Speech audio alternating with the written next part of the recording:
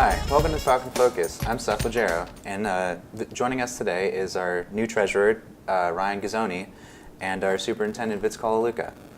Today we're going to get an update on the department, and we're going to talk about our new district treasurer. Thanks, Seth.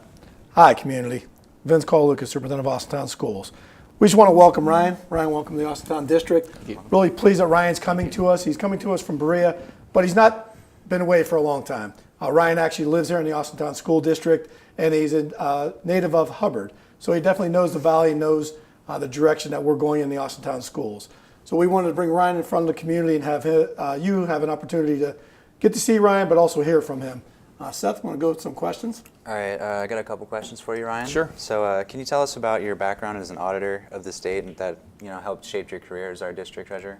Sure. So during college, I did an internship with the Auditor State's office for about 6 months, and after graduating, I worked in both the Youngstown and the Cleveland office for about a year in the Auditor State, and got to go through a lot of procedures, internal controls, best practices in school districts. And a year after graduating, transitioned into being a school district treasurer in the Akron area. Cool. One thing there, Seth. Yeah. Ryan, I think you also need to tell the community what your dad did for a living. Yeah, so I do come from an educational background as well. My dad's been a school district treasurer for, he just recently retired. He was at Jackson Milton as well as the Trumbull Career Center. And my mom, she was a teacher, high school teacher in Poland, and my wife's a teacher as well. So it's very cool that you're in the education business too. What new procedures and processes would you be putting in place to help improve the fiscal integrity of the district? Well, working with the superintendent, the administration, and the board, as well as the staff I come from a technology background, and so how do we move forward with technology, move things from paper to more electronic, being able to get the most money most things benefit out of the money that we're spending.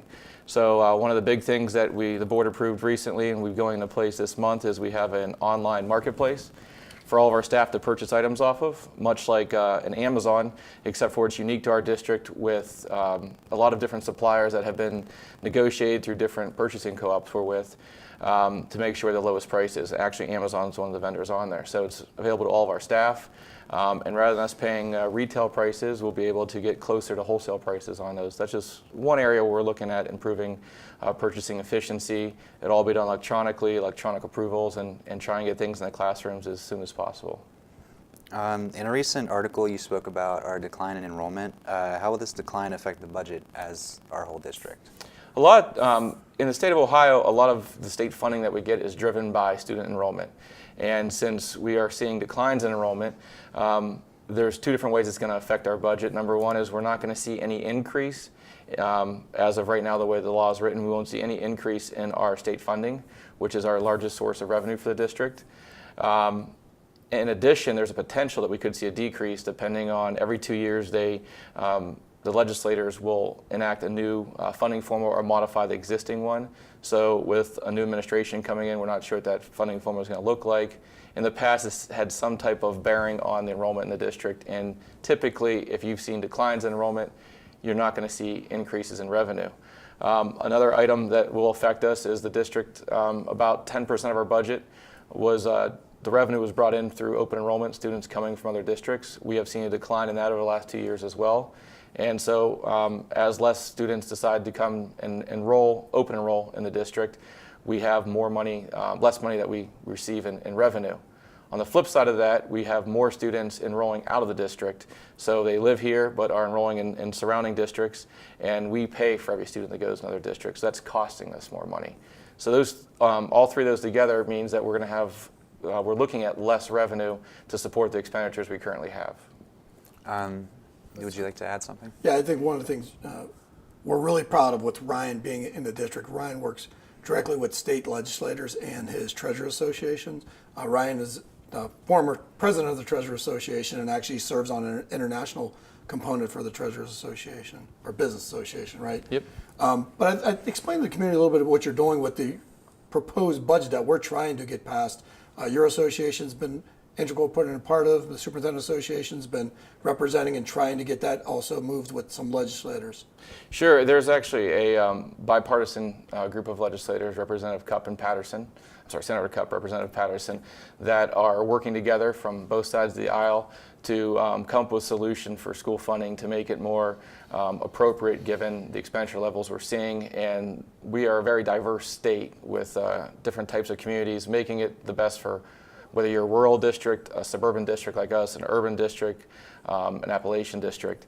And so all three school organizations, as Vince mentioned, Superintendent Association, Treasurer Association, and School Board Association have been working to formulate some type of a funding formula to propose to the governor-elect, so that hopefully when it comes time to introduce that budget in the next couple of months, we'll have a more adequate funding formula. And it's been a lot of work by a lot of different school business officials, administration, school board members, and hopefully they'll take that into consideration when they develop that budget. Is there any way that people of the community can check on the financial state of the district? Sure. So online on our website, under the Treasurer's Department page, we have our 5-year forecast that was recently approved by the board in October. Each month we'll be putting an update with that on. We track each month every line of that forecast where we thought the revenue was going to come in at or the expenditures were going to come in at compared to where they did. We provide an explanation if our estimates were not on, as well as our month-end reports are on there as well. So you can follow it throughout the year. Contact our office, contact Vince or I with any questions, but each month that'll be updated to show where the district is compared to the forecast that was last approved and where we think the most current forecast will be. All right, well, thank you for answering our questions. Vince, I understand that the district has not received new operating money since about 1996. Can you explain why that is and how, it Well, plays first a of all, role? we'd like to thank the community for the money they did give us since 1996. 1996, there was a levy that was passed that supported the district for operating funds. But there were 2 levies passed in the district that weren't for operating. They were bonds.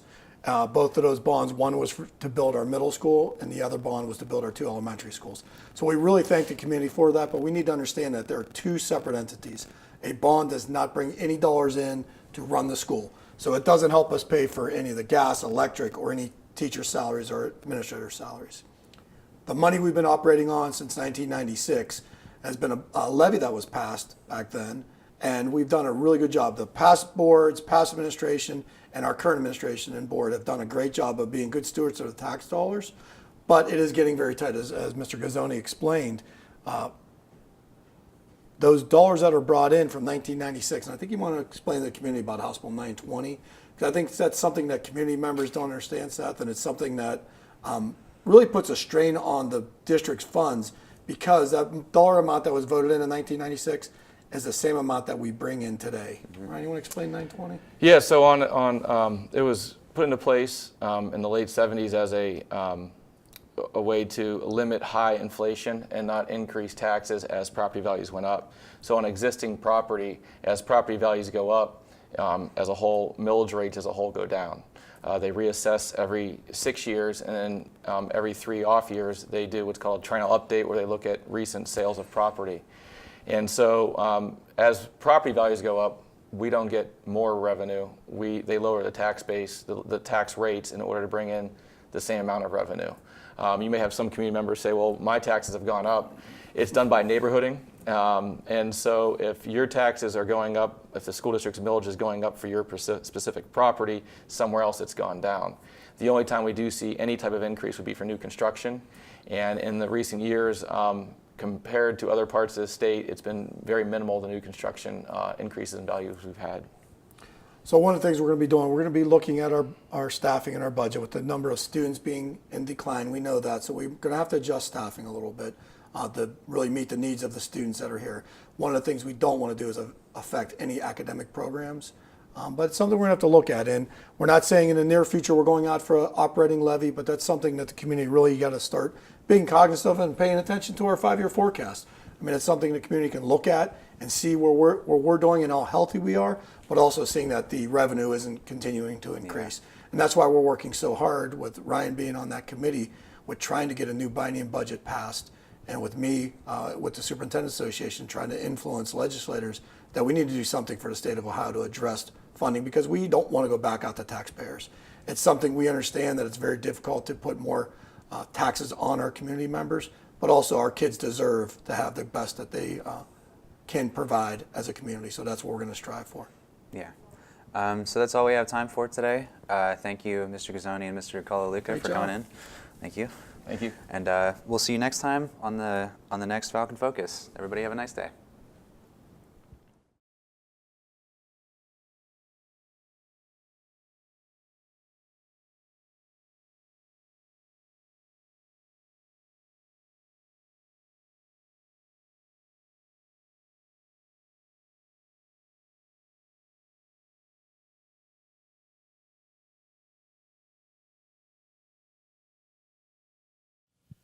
In association with Austintown Local Schools and Austintown Township.